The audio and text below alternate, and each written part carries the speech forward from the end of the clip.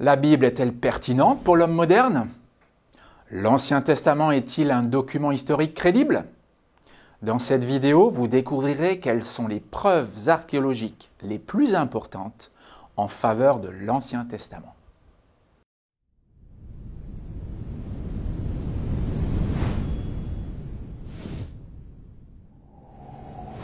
Au cours de la dernière décennie du XXe siècle, un mouvement appelé minimalisme biblique a émergé parmi les théologiens libéraux.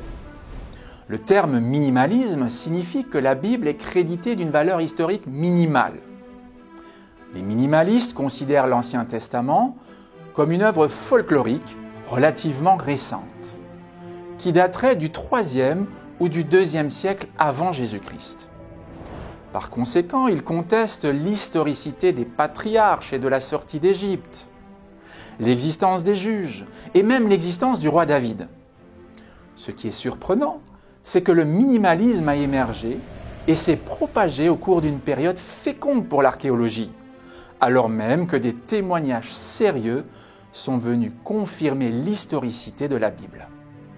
Je vais passer en revue quelques exemples convaincants tout en suivant la chronologie biblique.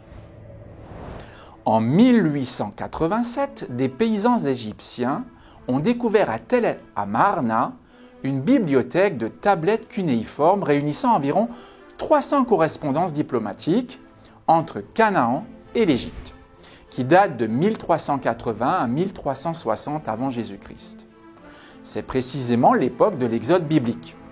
Et la tablette EA 287 contient l'appel désespéré des grands d'Ourouzalem, qui est Jérusalem, au pharaon Akhénaton pour l'avertir que Abirou, qui est sur le point de conquérir tout le pays, arrive.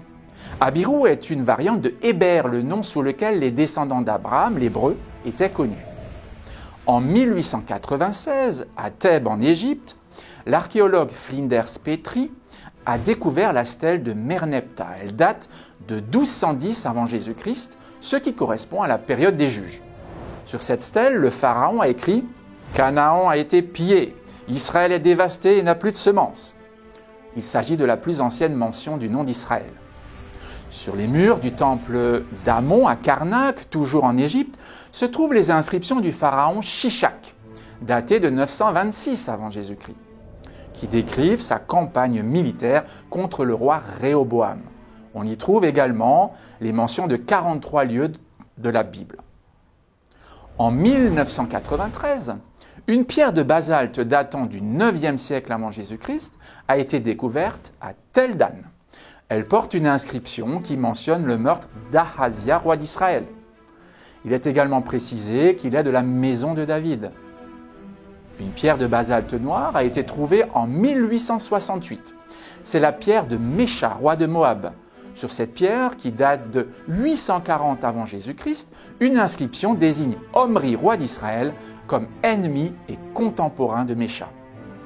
L'obélisque noir de Salmanassar, qui date du IXe siècle avant Jésus-Christ, mentionne Jéhu de la maison d'Omri.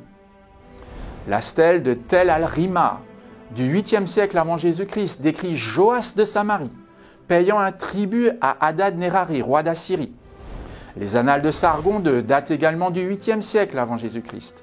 Dans ces annales, le roi se vante de ses exploits. Il écrit « Nous avons assiégé et conquis la Samarie ».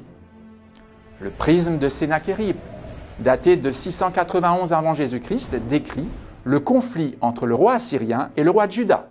Quant à Ézéchias le Juif, il ne s'est pas soumis à mon joug, dit-il. De manière surprenante, les annales d'Assaradon décrivent la mort de Sennachérib tué par ses fils, exactement comme le rapporte la Bible. En passant, je mentionnerai aussi le monolithe de Kurk, les annales de Tiglath-Pileser, le prisme d'Assurbanipal, les chroniques babyloniennes et le cylindre de Cyrus. Ils contiennent les noms d'au moins 50 personnages de l'Ancien Testament, dont 14 rois de Judée et d'Israël, 5 pharaons et 19 rois de pays voisins. La découverte la plus étonnante a sans doute été faite en 1982, lorsque des fouilles à Jérusalem ont exposé un trésor de 51 sceaux en argile, dont 26 appartenaient à des personnages bibliques du temps de la conquête de Jérusalem par les Babyloniens. Parmi eux, on trouve le sceau de Guédalia, fils de Pachur, et celui de Baruch, secrétaire et scribe de Jérémie, le prophète biblique.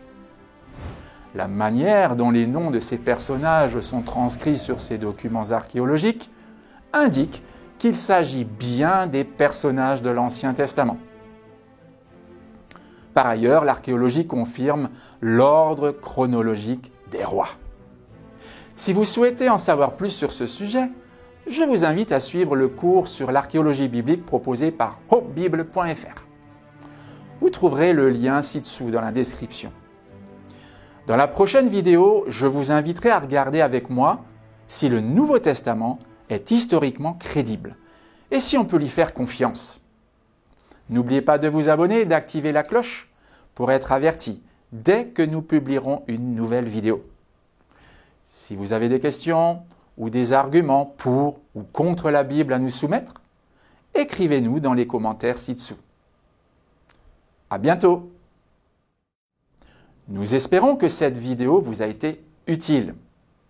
Si vous souhaitez mieux comprendre la Bible, rendez-vous sur hopebible.fr et inscrivez-vous à un cours d'études bibliques gratuit.